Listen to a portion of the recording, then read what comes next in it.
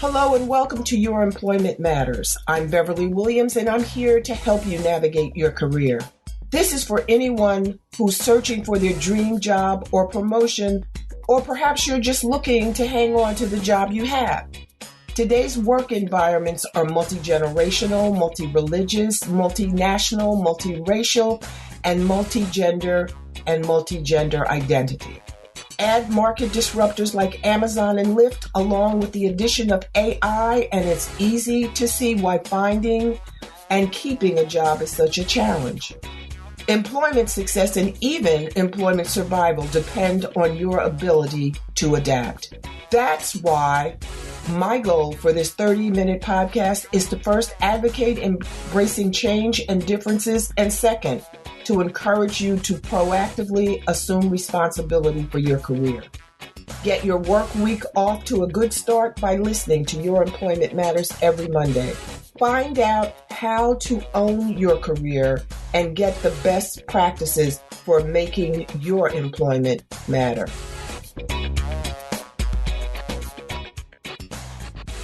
On my employment journey, I've met a lot of different people from all over the United States, Mexico, and Europe.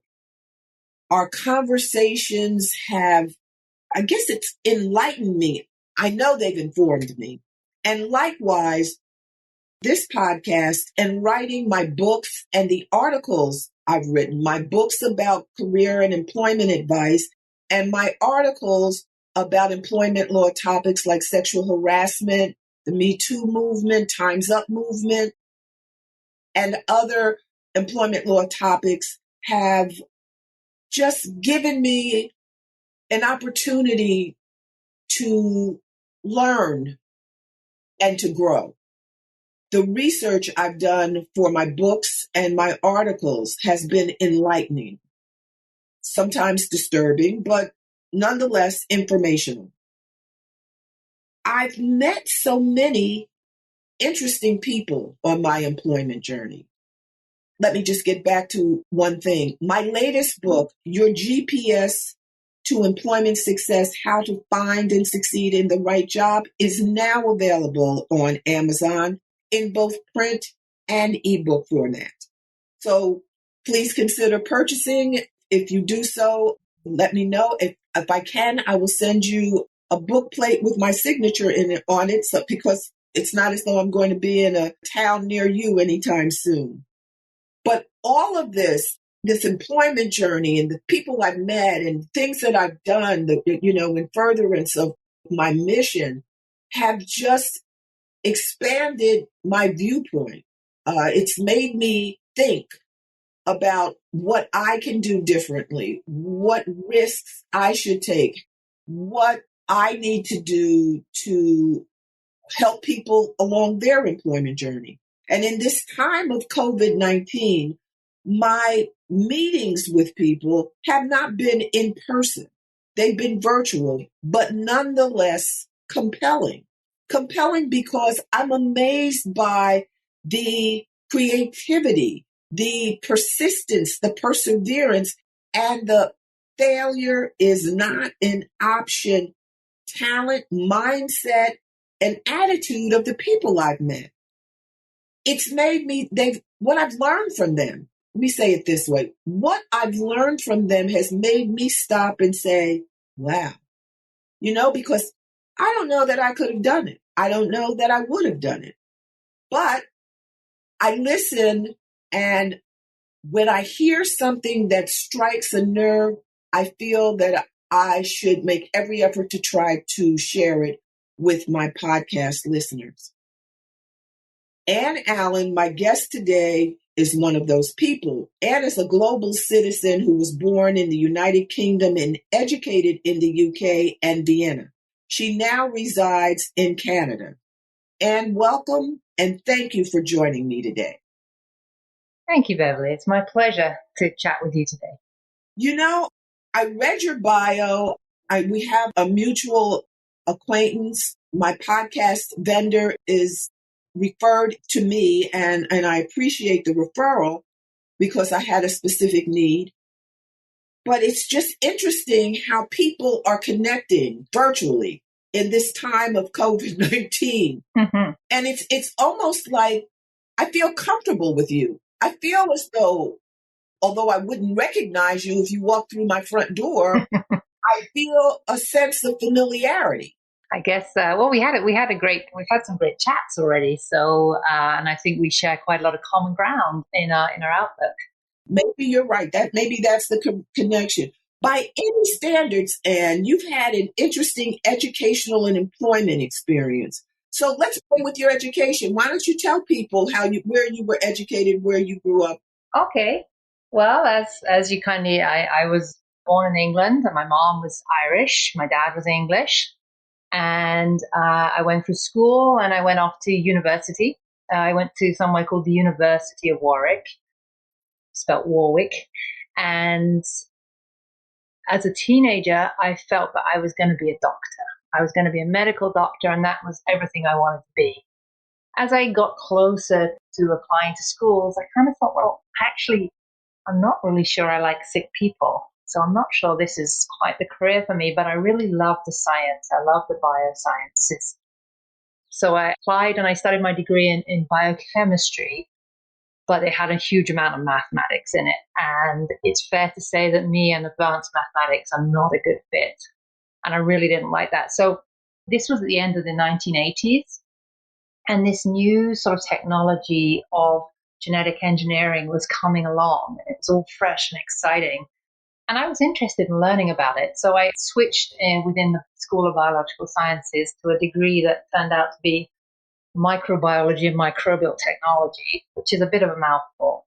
But really, it was the study of DNA and sort of what you can do with genetics. And doing it in bacteria is really much easier because you make a change and 48 hours later you can see if it's worked or not. If you were doing it in a larger animal, it would be months, years, and obviously there's ethical considerations, etc. So for studying purposes, it was a really interesting degree that I did. And an opportunity I had during that degree was to take what would be called a practicum, I believe. And the school offered a bunch of places. All of them, apart from two, were in sort of northern industrial towns in England. And two places were in a research institute in Vienna, Austria. Now, I really wanted to go to that one. So I applied, and the interview was, well, do you speak German? I said, no, not at all. They said, well, don't you think that's a problem? And I was like, well, I'm really chatty. I'm sure I'll be fine. And I think for sheer audacity, I think I got it. So me and another girl who did actually speak German, we shipped off to Vienna for a year, which was a magical experience for me. I absolutely loved it. I was working in a research institute for a pharmaceutical company called Sandoz, and I had to learn German. In fact, in the laboratory I was working in, my boss was Hungarian. He had Russian interns, so he spoke Russian with them. And there was a couple of Viennese workers there. And actually in Vienna, they have quite a strong dialect, which is not High German. So it was quite a mix of languages going on. But I did okay. I picked up some German. Conversationally, I was fine. Reading German is horrendous. I never could read the newspaper. I would always get the wrong idea of what was going on. I did try. And then I came back. I came back and finished my degree.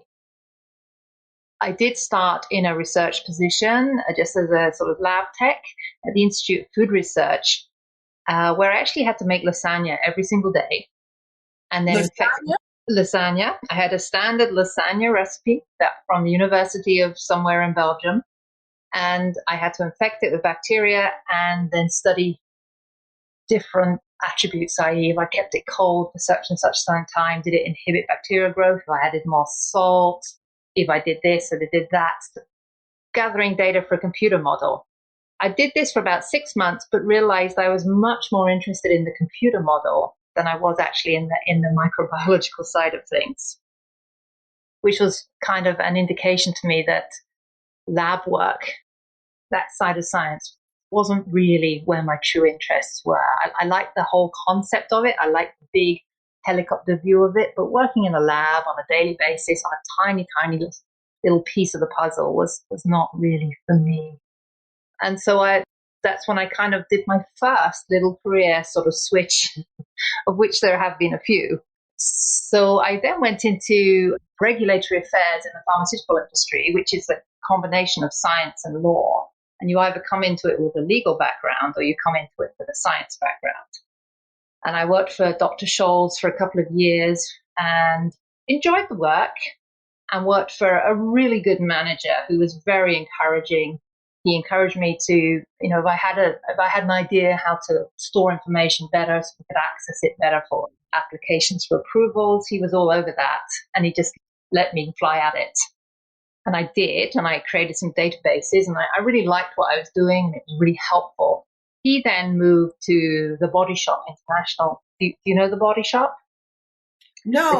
The cosmetics and toiletries business? Oh, yes, I do. And I know Sandoz and Dr. Scholl's. Yeah.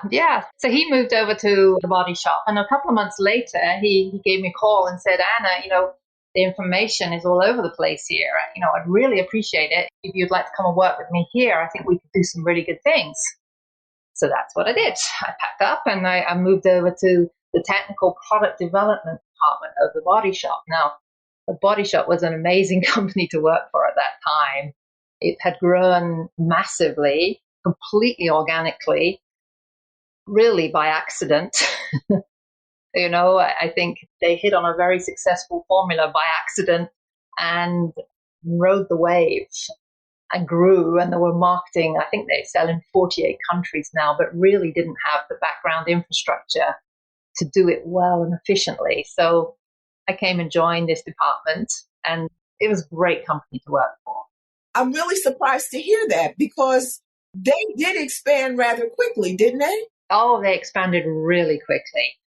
Like in a few years, they went from being a couple of little stores in the south of England to being in the US, in Canada, all over Europe, all over the UK.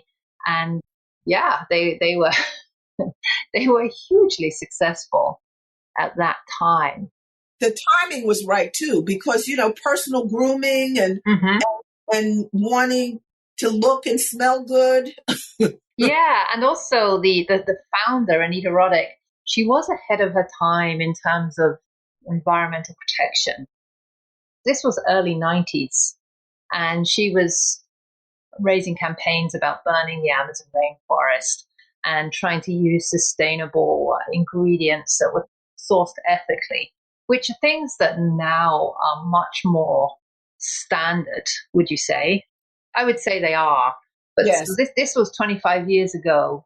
She was quite the groundbreaker at that point. So it was exciting. It was an exciting place to work. But again, we needed to have a source of information that was accurate. And also, the European Union had just brought in a new set of legislation, which meant that all ingredients had to be labeled on cosmetics and toiletries. Prior to that, they weren't needed. They were in the US, but in Europe they weren't. And it being Europe, where they wanted everyone to understand everything, it was decided it had to be done in Latin. So instead of water, it was aqua. instead of honey, it was Nel. It was quite the change. So we needed to have a way of generating these ingredients lists that had to be done in a certain way, in a certain format, in Latin, as well as in English for the US market. And actually, we did it in Japanese as well for the Japan market. So I actually created a database to do that, because we asked the IT department, and they said it was going to be hundreds of thousands of dollars, pounds, and it was going to take a year. And we had 2 months and no money.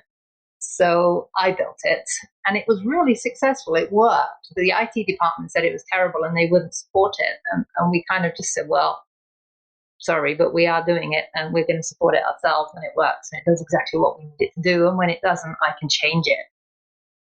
Well, they had support from my manager again, and his manager as well. Yeah, the leadership. I mean, the people that write the checks. Yeah, I really benefited from having a great sort of management team above me, who kind of recognized that I could do this and I would do this, and gave me the opportunity to. So I loved it, and I grabbed those opportunities. I put a lot of hours in, but I didn't resent it at all because I was interested in what I was doing.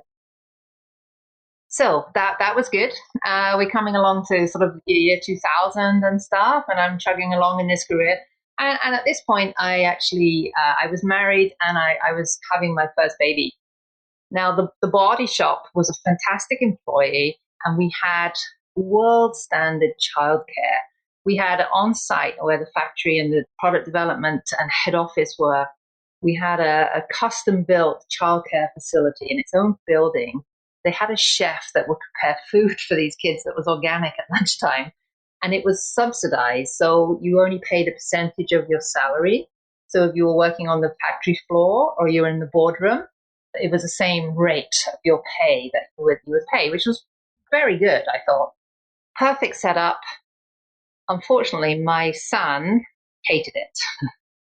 I had 6 months off after I'd had him. I put him into this childcare facility in the morning, and he just screamed and screamed all day, every day. He just never settled. Wow. So, that's an interesting point that, there isn't a universal one thing fits all. I had probably the opportunity to have the best childcare in the business, and I could afford it at that point because it was subsidized, but my child hated it. So what do you do, really? And I found that I couldn't continue working at that point because it was very distressing for me. It was very visceral. I didn't like it. I couldn't really concentrate. I didn't feel I was contributing to earn my salary, I guess. So I took the decision that I was going to stay home for a few years with him. And we had another baby as well. So I had the two small children, and I was going to stay at home with them. That was my choice, my decision. I'm glad I did it. I'm not sure my children are glad I did it. I'm sure if you ask them, they would have a different opinion, but that's okay. And so I was at home. My husband was going out working every day. We were talking about when we were together at university, and we always said that when we grew up, in quotes, we were going to live somewhere else. England is a great place, but it's very small and it's very crowded. So we wanted to go somewhere else. My husband wanted to go to New Zealand, but I felt that was too far away. I had been to Canada on business quite a few times for the body shop and loved it. And we'd both been on vacation there, skiing in the West, and loved it as well. So we started sort of thinking about maybe emigrating to Canada. And fortuitously, my husband had actually got offered a job here in Vancouver. So we decided to go for it. The opportunity had come along. We applied to the embassy in London, the Canadian embassy, for his work permit. They said it would take 6 weeks. So in that 6 weeks, we cleared the house. We decided we were not going to sever all our ties. We were going to manage the risk a little bit because it was kind of scary. So we kept the house, but we were going to put renters in it. So we didn't sever any connections with family and friends. We just said, we're going to go try this for a year or two. And if it works out, great. And if not, we'll come back having had a great adventure. And the work permit came back on the Thursday afternoon to say we're approved. And we booked the flight and we landed in Vancouver on the Sunday evening. And my husband started work at 8:30 on the Monday morning. Whoa. And we were here. So that was quite the step. And at the time, it seemed manageable. Looking back on it now, I don't know if I'd be brave enough to do it again, even though it worked out really well. I think we were Why do you think you wouldn't do it now? Well, only insofar as I think it's more of the risk, or perhaps I'm getting older. I'm a bit more risk averse. But I mean, we had two small children, a 3 and a 5-year-old. And we spent a month living in a travel lodge here while we were looking for accommodation, which is not an experience I'd like to repeat. Although, interestingly, both kids can remember it and thought it was great fun. Your son liked it better than the daycare. Yeah, oh, absolutely, because he was with his, he was with family, he was with his sister and his mum and his dad, and that's all he cared about, really. And that's pretty much the same for most little kids. I think you can actually, if they're with you, you can do all kinds of things, and it's normal to them, I suppose. No, Yeah. it's what they're used to.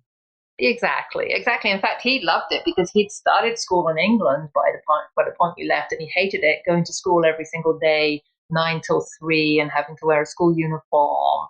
And he thought it was horrible. And when I turned up here, I was assigned a school to go to, and they had a little open house, and I went along, and the kindergarten teacher, and in fact, this is one of the best pieces of advice I've ever had. I said to her, well, he's already done a school year pretty much. It's May now. Perhaps I should put him a year ahead, into the next year up. And she said, why would you do that? She said, no, no, no. She said, it doesn't make too much difference at this age, but when he's a teenager, it'll make a huge difference if he's a year younger. Let him be. Just let him settle in. Let him have a year just settling in. He'll be fine. And you know what? It was the best piece of advice I've had. That's great. Yeah. So he only had to go to school half a day, which he just thought was marvelous. Well, it's not for school's not for everyone. No, it really isn't. And he wasn't ready. And now he settled in, and it's great. And he's now doing a degree in mathematical physics. So, he's doing okay. Yeah. It takes time to find your niche, as they say. Exactly. Spot. Yeah. Everyone's not ready to do what the law or the government or society says. It's time. Yeah, that is so true. So yeah, so I had a few years here, and here with my kids at home, and then my daughter, once she started going to school full time, I really needed to have a job. Yes, for a little bit of money, for sure, because we had one income. It wasn't great. Vancouver's a very expensive place to live. But also my little motivation to get started, which probably gave me the kick that I needed to overcome sort of fears, was I needed to get some money together because my parents were having their 50th wedding anniversary the following year. I think it was 2011. They were going to have they said, we're going to have a great big party, and we really want you to be here. And we didn't really have the money for the ticket. So I was like, okay, well, we don't have the money. I need to earn the money.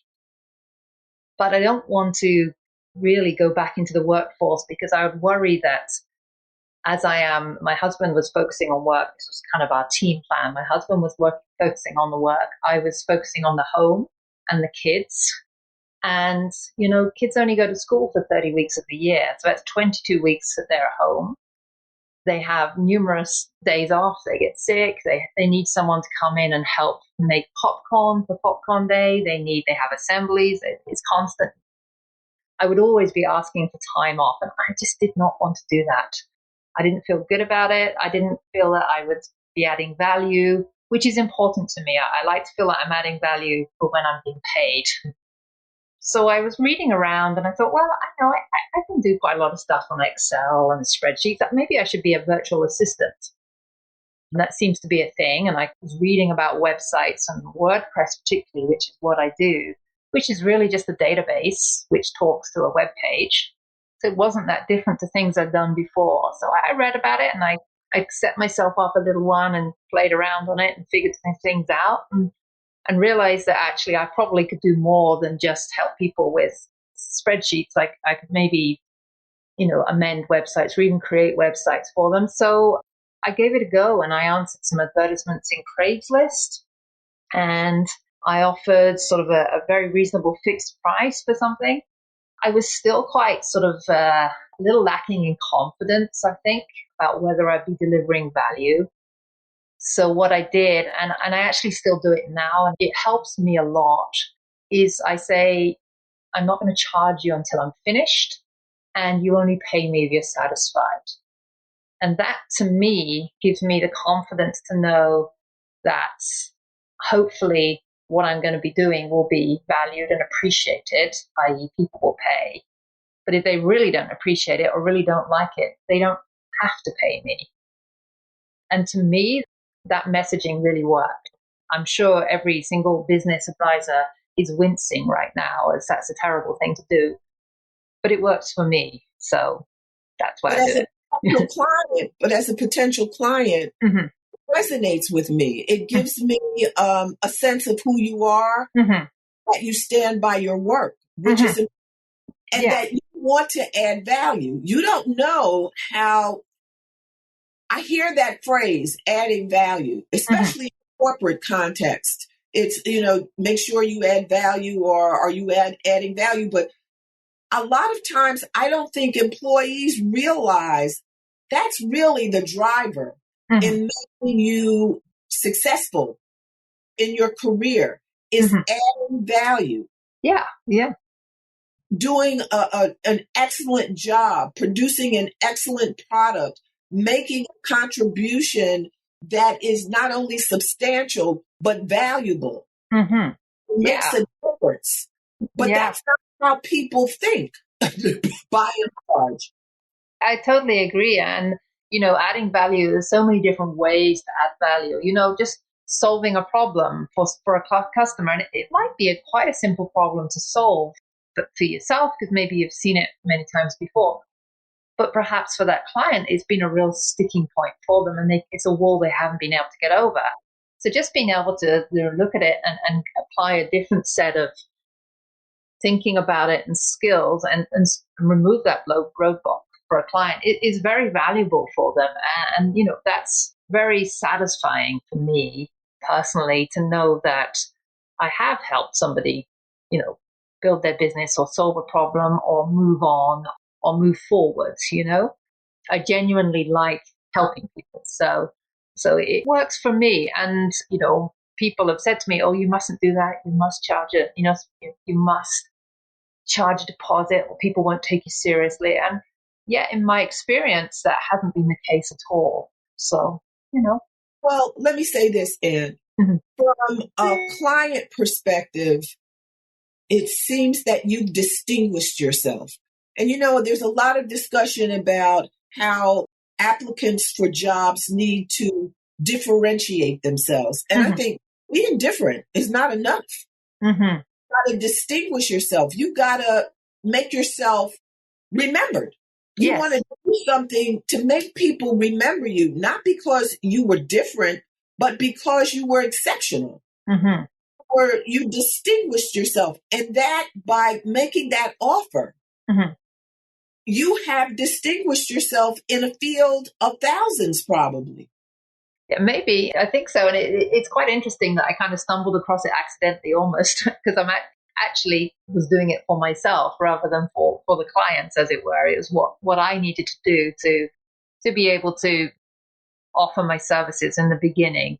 I believe I can do it, would be, in the beginning, but if I can't, it's not going to cost you anything. It was my logic in my background. So, yeah, it's worked for me. And it's, as I say, I really enjoy what I'm doing. I like talking to new clients who have a problem, and I can help them out with it. And I try and make it as easy as possible, as painless as possible. Unfortunately, in the field I'm in, there are quite a few people who make it a little bit more hard than it should be for clients to be able to just log into their website or access what they need. And then they kind of feel that they can't move away, and then they feel stuck. And to me, I want a customer to be with me because they want to. So if they feel that there's a better offer elsewhere, that's business, and I'm fine. I will help them move. No hard feelings. I've had some customers move away and then come back, and that's fine. It's not a problem at all. I want my customers to be with me because they are happy. And if they're not, they can tell me and I can try and make it better, or they can decide they want to go elsewhere. And that's okay. But what you offered gave you confidence. Mm-hmm. This is what I surmise. It Mm-hmm. gave you confidence, and you were able to deliver. And it Yes. just continued to work for you going forward. Yes. But Anne, I don't know whether you're aware of this, but there's a phrase you use, the sheer audacity. You have audacity. You're not afraid to do something different, to Mm-hmm. be different. Or do you understand what I'm saying? Yes, I do. I'm not afraid of failure, I think. That's exactly. You didn't speak German, so No. Yeah. so what? Yeah. Who Yeah. needs to speak German? I'm going to be working in Vienna. Who needs to speak German? Yeah. No, I guess my mindset is how bad can it be? surely it's not going to be that bad. That won't be long. That'll be okay. Other people So, learn German. I can learn enough.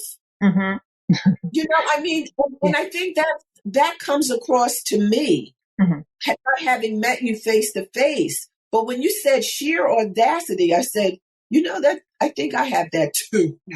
Some of my friends may call it crazy, but I Yes. see it as sheer, or I think I'm going to adopt that with your Yeah. permission. Oh, for Sheer sure. audacity. I like that. I like that. For sure. No, no problem. No problem. So, and I like a challenge as well. I'm not afraid of failing. I don't like it, but who does? It doesn't terrify me. So, I like to try new things. I like to learn. I mean, especially in the field I'm in with websites and the internet and computer languages, it's changing constantly. You only have to look at how your phone has evolved since 2010, and the power in cell phones and everything. It's a constantly churning landscape. So the fact that I like a challenge means it's okay that I have to pick up something new and give it a go, and learn it and learn how to use it. But that keeps it fresh, right? Sure. Yeah. Now, before we start talking about your company, New Start, were you apprehensive about moving to a new country? I mean, from the UK to Vienna, to Well, the Australia. UK to Vienna, I think I was so young, it didn't even occur to me that there would be any problem at all.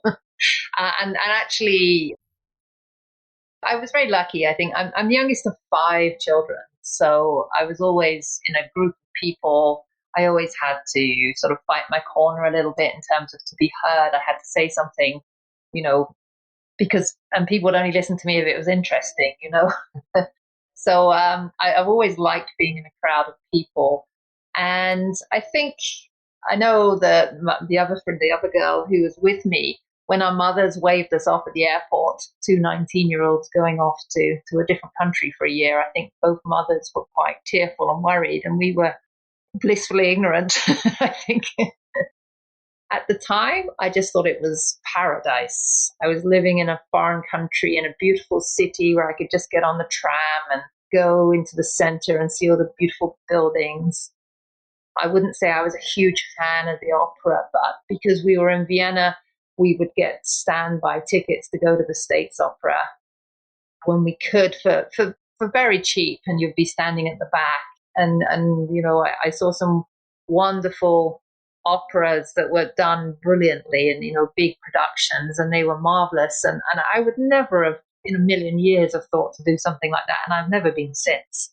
And also the other amazing thing while I was in Vienna was the Berlin Wall had just come down 6 months before.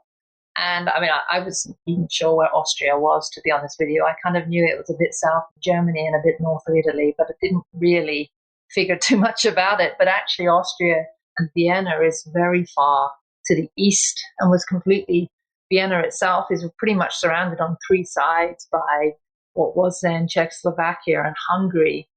And just the other side of the airport was the border, was the Iron Curtain. So we used to be able to cross over into Hungary for an evening, and it was very untamed at that point. Nobody spoke English. We went to Budapest to do our Christmas shopping, and I don't think we could spend $1 in terms of everything was communist cheap. It was kept at the communist low prices. They hadn't fully embraced tourism at that point, so it was unbelievable. And my parents came to visit, and we took the train to Prague, and if we wanted to eat in a restaurant, you had to book it the day before so they could buy the food. So you'd Oh, go wow. into a restaurant that would be completely empty and say, "Oh, can I have dinner?" And they say, "Well, you have to come back tomorrow." This is on Old Town Square in Prague, which before the COVID hit would have been tens of thousands of people milling around, but it was completely empty. So that was a marvelous experience. So was I apprehensive before? Not really, because I wasn't really old enough to be apprehensive, I think. Does that make sense? Yeah. Yeah. What you don't know doesn't scare you. Yeah, exactly. And then coming to here, obviously we had the kids with us, but we tried to sort of mitigate the risk. didn't have to be forever if we didn't like it. We knew that, we'd probably be able to find somewhere safe to rent or buy. And I guess it's Maslow's hierarchy of needs. Once you've got a home base that's safe and it's warm and you can feed the kids and stuff, everything else is not that important, really. So once we got settled here in a place, it was fine. There were days then I got very, very homesick and I missed my parents and my family and friends. But technology, Skype, we'd set both our sets of parents up with Skype, and we chatted all the time on that. And yeah, it was a good move. So now technology, Skype, Facebook, Zoom, WebEx, all of that now that we've become more familiar with during the pandemic, that's really, if not part of your business, it's ancillary to your business. The fact that you transition from microbiology, being a scientist, to being a web designer. I'm probably more of a web developer than a designer. Web developer? Yeah. I'm coding. I'm coding up solutions for people for websites. And I use the tool WordPress is my go-to. I have occasionally done some Shopify where needed, because sometimes that's the right tool for a customer. And yeah, it's very different from where I started, but it has been a sort of progression. I mean, I couldn't have done what I do now when I started because the internet hadn't been invented at that point. In fact, my husband is a software developer and he did his entire degree on mainframe computers. And within 6 months of graduating, everything had gone to personal computers. So, Wow. it changed that quickly. It's been a gradual process as the technology has evolved. I feel very lucky that I was at the right place at the right time to take advantage of the new technology that allowed people to be able to do the work that I do. I think I've met maybe, I don't know, probably less than 5 of my customers. So I've got probably 150 customers and I've probably only met 5 of them face to face. But I chat with them, I talk with them on phone or on Zoom, a lot of emails. So, I work on remote teams. So it's a very different paradigm now of working than it was that would have been available 20 or 30 years ago. Well, if any podcast listeners are in the market for a web developer, how do they go about getting in touch with you and working with Newstart? Newstart.solutions. Well, I have my website at newstart.solutions, and they can contact me via that, or even just Anne at newstart.solutions. Send me an email and let me know what it is you're looking for, or even if you don't know what you're looking for, what problems you have that you want solving. And then I can help you sort of refine what it is that might be the best solution for you, and take it from there. And the interesting thing is I do the whole gauntlet of anything website related. So some people only need a button changing from red to blue. Okay. So that's a 5-minute job. Some people want an entire new site redesign. So that's obviously a much bigger job. Some people want to be able to just have a website that works. They really don't, not that they don't care about it, but they're busy running their business. They just want to have somebody who will keep an eye on it, maintain it on a weekly basis, who will occasionally, if they feel like they want to write a blog post, they just send me that as a Word document. And I get it loaded for them and released. And they can just concentrate on running their business. And I call that some of my WordPress care. And then it works well for a lot of people that they know that their website is not going to suddenly be hacked. They know that any problems, they've got someone that can call. They know that I'll do an hour or 2 a month on it for them, that they can be anything. I can connect to their email marketing tool. I could create an HTML email for their marketing. I could add Google Analytics. I could, a whole bunch of things that I can do for them. And they just can concentrate on what they want to do, which is run their business. Now, let me make sure I have this right. It's New Start, N as in Nancy, U, S as in Sam, T as in Tom, A-R-T dot solutions with an Yes. S on the end. Yes. Wonderful. That's me. We want to make sure people can get in touch with you should they need your services. That would be great. I like helping people, so that would be marvelous. Well, now, before we conclude, tell me, is there anything that you would have done differently? I wish I'd had a little bit more understanding of how to run a business. Me too. Yeah, technical side of things I've been fine with, and I know how to do it. I know how to learn I know where to go to look up new things, but the running the business side of things, the accounting, the bookkeeping, that kind of thing, I've had to learn as I've gone along. And to begin with, I didn't really pay too much attention to it because I was focused on actually producing the goods rather than running the business. So if I had my time again, I'd be a bit more disciplined about setting up systems to run my business more efficiently. I feel I've learned this the hard way, to be honest with you. I'm not particularly money focused. So I often, when I'm talking to a client, I wouldn't necessarily record the time that I've taken to do a quick fix, which is fine. I have no problem with that. The only issue I found was that I was actually spending all day doing quick fixes for a lot of different people. And at the end of the day, I really hadn't done any billable hours. So that's not sustainable from a business point of view. And so I didn't really have sort of systems for timekeeping, for logging, for efficiently logging time, for recording what I needed to do. So at the end of the month, it was hard to invoice, and I wasn't using an invoicing system. And so it was very labor intensive. And I was actually probably leaving an awful lot of money on the table. So my business wasn't terribly profitable to begin with, when it probably could have been more profitable. No, I'm in the same boat. I had to ask myself, was it hubris? Was it just that arrogance that you thought you knew what you were doing? It's that I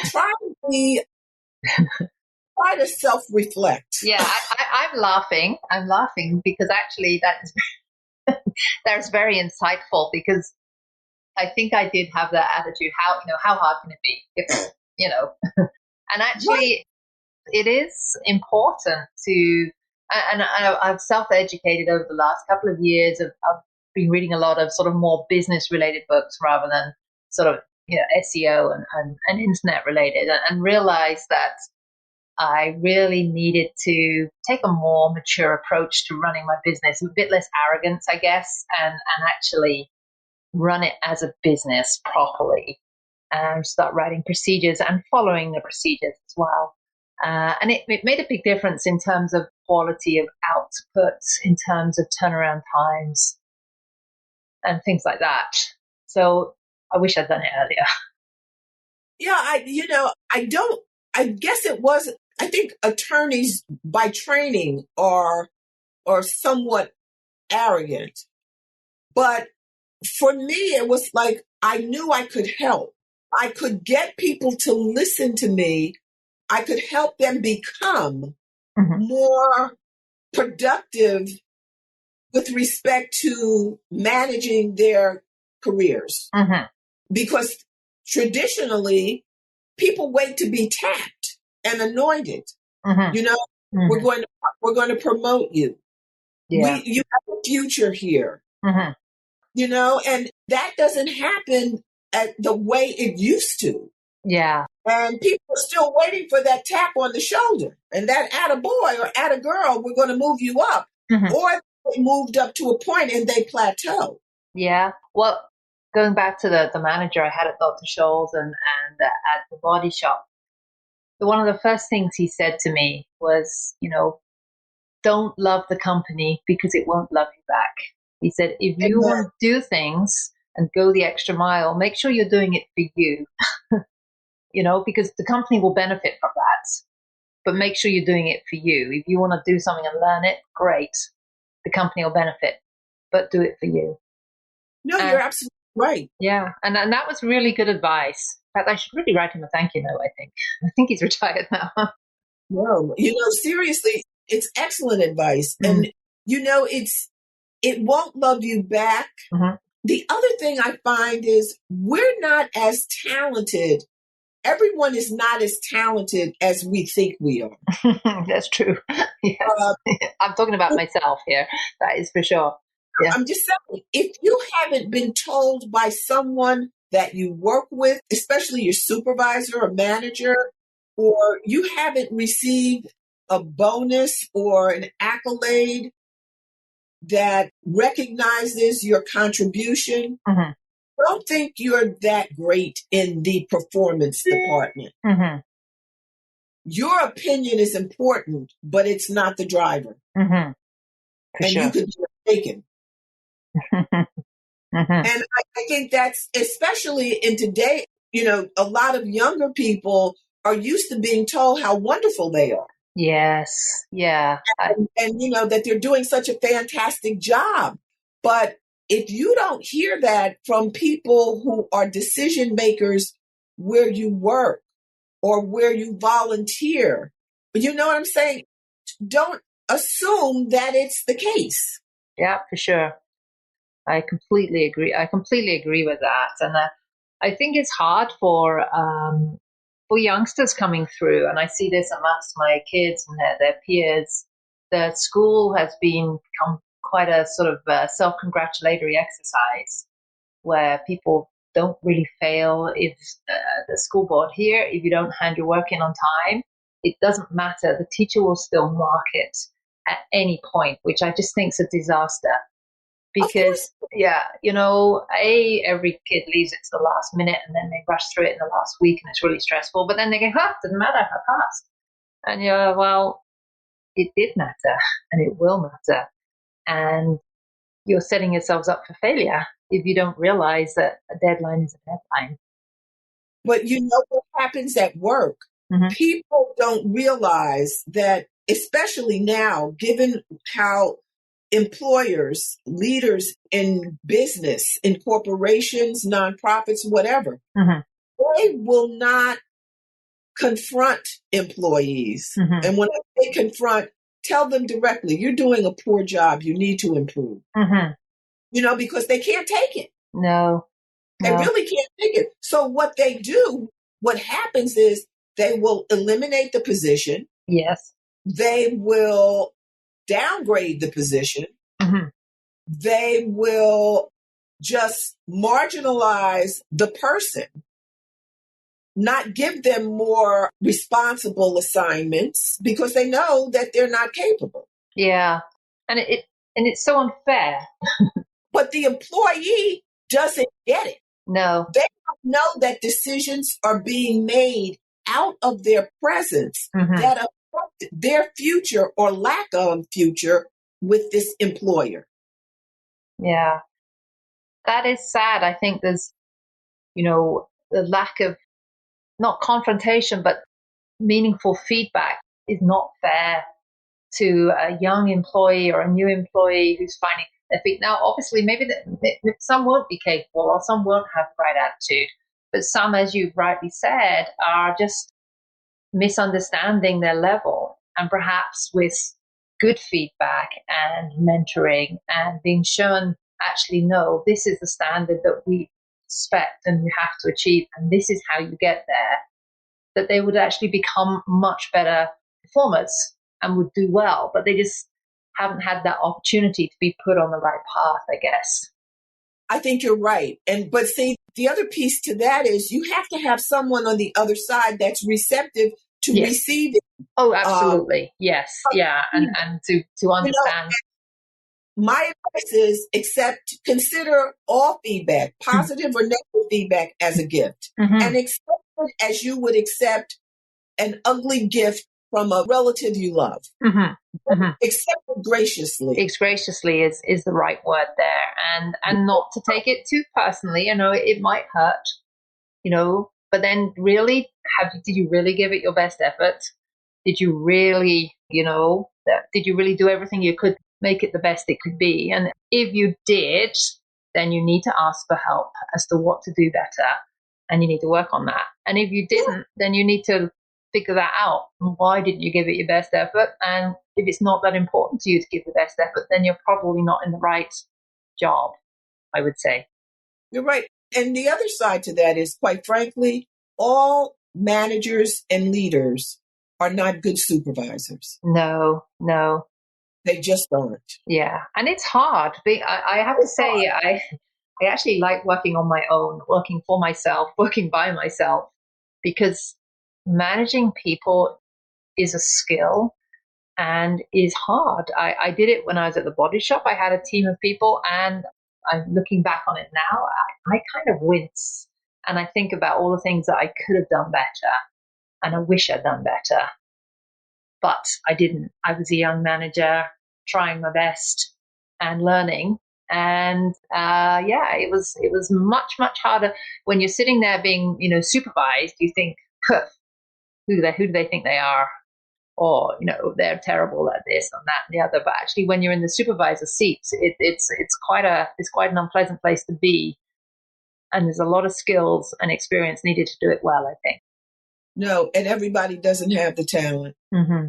Mm-hmm. Now, is there anything you want to say, or you want to advice that you want to give individuals about, thinking about making a career change? Yeah, I think the best advice I can give people is have a look into yourself as to what you really like doing and what you're good at, which hopefully should match.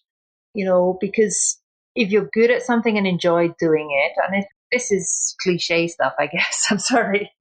But No. if you're good at something and you enjoy doing it, you're going to be more successful because you're going to put more effort into it. And that will, I'm afraid the effort is related to success in many, many ways. And also not to be too scared of change, I think. The world we live in now, particularly in the sort of arena of so many people now working virtually or working from home and having to use sort of internet-based tools for so many things. It's a very rapidly changing environment that can be scary for people, but it's also a lot of opportunities if you can spend a little bit of time each day just making sure that you're keeping up with what's going on with technology changes. If Zoom is bringing out a new update, just having a quick play on it and making sure you understand what the new buttons do. And then you can be the person that helps the manager who can't figure out XYZ.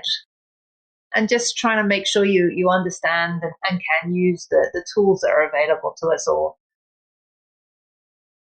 And just keep educating yourself. And thank you so much. No problem. It's a pleasure. It's been very enjoyable. And I think that at least I've learned some things. I hope people listening to our interview, this podcast, learn some things. Mm-hmm. Some things that will be helpful to them, or at least food for thought if as they make career decisions, mm-hmm. help them move forward. Because I think a lot of people are going to find themselves in situations that are going to require decision making that they may not have made before. You find that a lot of people are very open to if people reach out for help or just ask a quick question, or if somebody asks me a question, I've never heard of them, or if they ask me nicely, I'm always happy to give an opinion.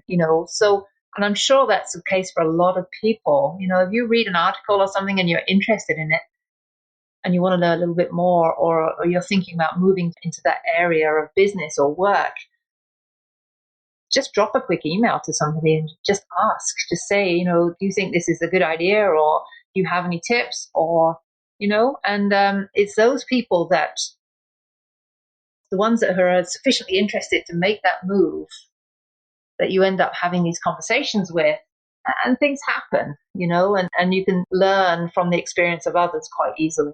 No, and people are usually, not always, usually willing to share their experience and give you advice based on what they've experienced along the way. Yeah. So you're right, ask. if they say no, you're not any the worse for Yeah, wear. exactly. You know, worse off, so. Ask the next person. Yes, Somebody will tell you. exactly. Somebody will tell you. Yeah. Thank you so much. Okay. And I'm really looking forward to work together. Oh, and so am I. So thanks for talking to me today, Beverly, and I hope you have a nice weekend. Thanks for listening to Your Employment Matters with Beverly Williams. If you found this podcast helpful, please subscribe and leave a review. I truly appreciate your support, and that helps other listeners find the podcast. If you have a comment, question, or suggestion, you can reach me at bawilliams@youremploymentmatters.com. My book, Get the Job Done, is available on Amazon.com and BarnesandNoble.com. Please join me again next week. Until then, remember to embrace change and differences.